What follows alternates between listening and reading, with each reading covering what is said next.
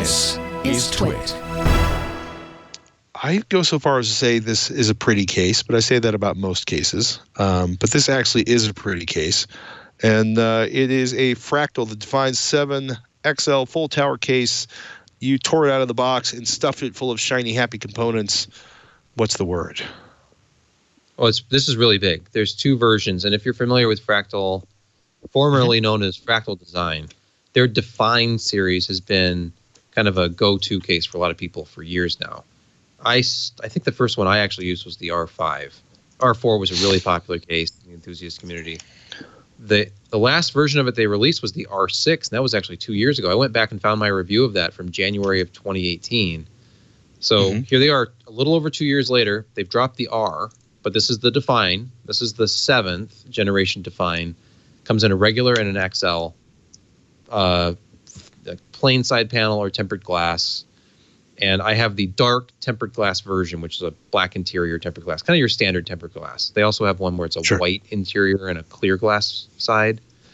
But it's very similar in all the good ways, the previous Define series cases. So it's a big kind of monolithic design. They use kind of an all black, no frills, no RGBs look. And it's a Define. And it looks exactly like every other Define case I've ever looked at, which is a good thing. And there are people who really like that kind of more, I guess I'd call it a classy aesthetic. It's very boxy. No asymmetrical interest here. Like the last Fractal case I looked at was the Vector RS, which was kind of an asymmetrical thing. But build quality is extremely high. This thing it's over 36 pounds.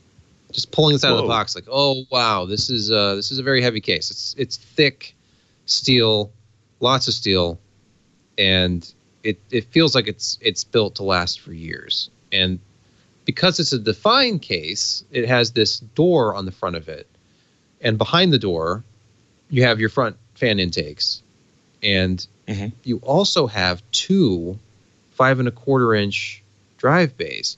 They dropped the second drive bay from the R6, going from the R5 to the R6. It's back with the 7th. So, you know what? In 2020, you can put two DVD-ROM drives in there if you really want to. Put a Blu-ray drive in there, put a DVD-RW drive in the other opening, or maybe use a fan controller or something.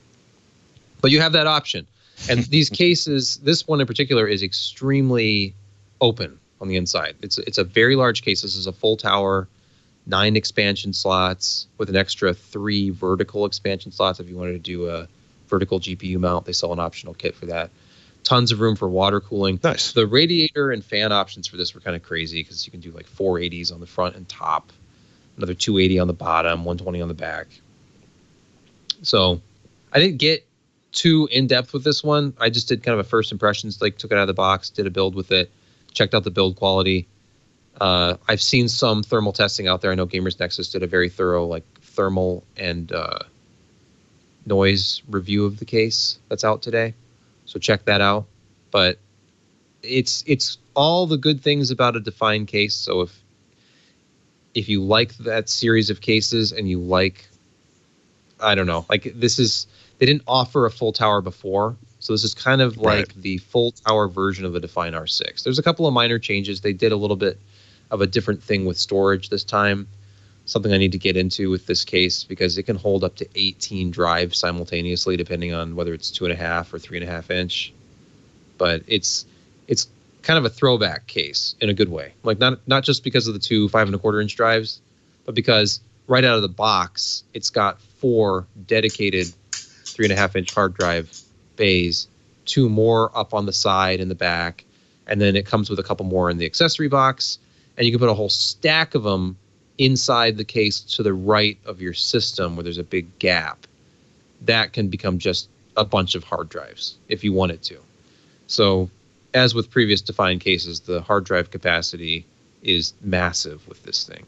And there are a lot of cases that come out, they're not quite this big, but they have like 2, maybe 3 hard drive bays and a couple of SSD mounts behind the motherboard tray, and that's about it. So this is buy this case if you ever want to do water cooling, you ever want to put like, a dozen hard drives in a computer case, and it's got room for it and more. And there was a ton of room around even an EATX motherboard for my build. So definitely worth looking at. It's expensive. I think the base model without a glass side panel was $179, and the version that I reviewed was $209. So not cheap, but for a full tower premium case, if you look at cases like the Obsidian series from Corsair, those are very expensive. So this isn't quite up to that level of premium, but it also is not $500. So it's always nice when it's not $500. Yeah. Unless, you're into the luxury case scene, in which case, go forth and power the economy.